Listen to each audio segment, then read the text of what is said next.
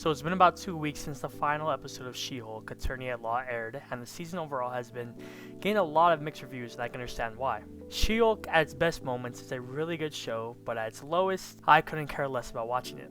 After rewatching She-Hulk twice, once while it was coming out weekly, then again to jot down some notes, and for me, I enjoyed the show a lot. Throughout its 9-episode season, Tatiana Maslany didn't skip a beat with her acting, always putting the most into her portrayal of Jennifer Walters. But Jennifer Walters' supporting casts of characters weren't engaging or interesting to me at all.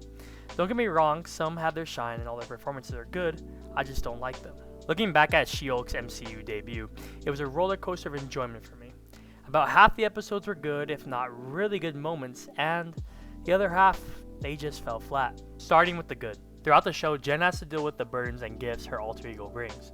Whether that's at work, where she helps out great people with their problems, or where she has to put on a whole other face entirely to feel wanted as she can't get any good dates as Jen, at least not until she meets Matt Murdock, or Daredevil. This scene in episode 7 was great on how Jen feels with her dual lives. Would they like me if I didn't have all of this? Like if I was just Jen? Would the same guys who like She-Hulk stick around for Jen? Because some of them don't. And that sucks for Jen because Jen is great. The dual lives of Jen and She-Hulk is interesting for me because most superpowered individuals deal with struggles of balancing their personal lives with their heroism, which often leads them late for events with loved ones or leaving their loved ones behind entirely, which does lead into great stories, but Jen is different. Jen's personal life is also She-Hulk's personal life. One thing Jen does as She-Hulk, like losing a case, affects her Jen side as well as her She-Hulk side, which I believe is more relatable.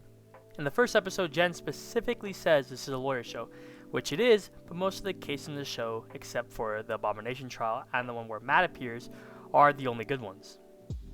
The case with Wong and Donnie was alright, but the cases where Pug defends Dennis because he wasn't dating Megan Thee Stallion, Jen's copyright dispute with Titania, and where Amelia and Nikki worked together to help the Immortal was just boring to watch. The trial of the Abomination was overall really good, but the monologue from Emil stole the whole episode to me. You know, sent on a mission to take out a threat, and I thought I was the good guy, you know? I thought I was going to be, you know, Captain Bloody America. To be honest, I wish Emil was still a scary badass like he was in Incredible Hulk, but the turnaround of how he believes he was the hero of that story hunting down an uncontrollable monster was just great. The show obviously didn't shine for me with its legal drama side, but its sitcom side was almost perfect. When I think of sitcoms, I usually tend to lean towards It's Always Sunny, Parks and Rec, especially The Office due to its more cringe and secondhand embarrassment humor, and that's another reason why I like this show. Like I said earlier, I don't really care for the side characters, but they are funny. One thing I always remember doing while watching She-Hulk was laughing, especially at Todd. I love Wakanda. You know, I actually studied abroad there. Really? Wakanda forever! Oh, that makes me uncomfortable. But the show wasn't just funny, it was also fun. I had no problem with Megan Thee Stallion having a cameo, and most of the side characters like Chad, the other cousin, her mom and her dad, Madison, without the Y or whatever, and Luke were all fun characters to me, which I wish we saw more of. But the most fun part, or the one I found the coolest, was a throwback intro from the original Hulk television show from the 70s. One thing the show does better than most Disney Plus shows is its world building. First, there are mutants starting to appear with Mr. Immortal and a clear reference to Wolverine. Second, Asgardians are a new group of people that live on Earth now. Third, superheroing is becoming the normal with random civilians trying to do what real heroes do. And fourthly, they finally acknowledge the Celestial emerging from the ocean. The last thing I like about She-Hulk was its ending, which a lot of people have been mixed about, but don't get me wrong.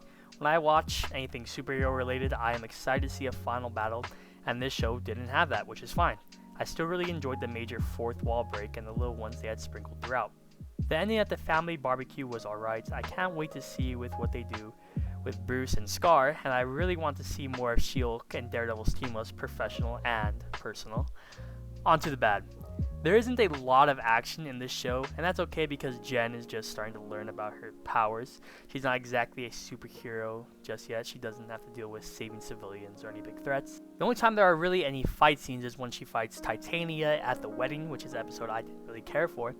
And in the Matt Murdock episode, or episode 8, when they kept fighting, but even then, there was not that whole lot of action, if not, or at least not that well choreographed in my opinion, but it looked good nonetheless. Speaking of other characters, I didn't care for most of them. The main people at her law firm were forgettable. I don't care for the side stuff with Pug and Nikki. The main villains of Titania and Todd are lame to me. A group of characters that I also don't care about is the group of weirdos at Emil's Safe Haven. To me, they're just a bunch of goofballs. The last thing I don't like is that about 3.5 episodes were just boring to me. Episode 5 through 7 are ones that are overall very boring and tedious to get through, until the parts where she deals with coming to terms with both her dual lives. Also, episode 4 was really funny with all the bad dates, but I just do not like Donnie Blaze. It's such an obvious reference to Johnny Blaze, and I love Ghost Rider, so yeah, fuck Donnie Blaze.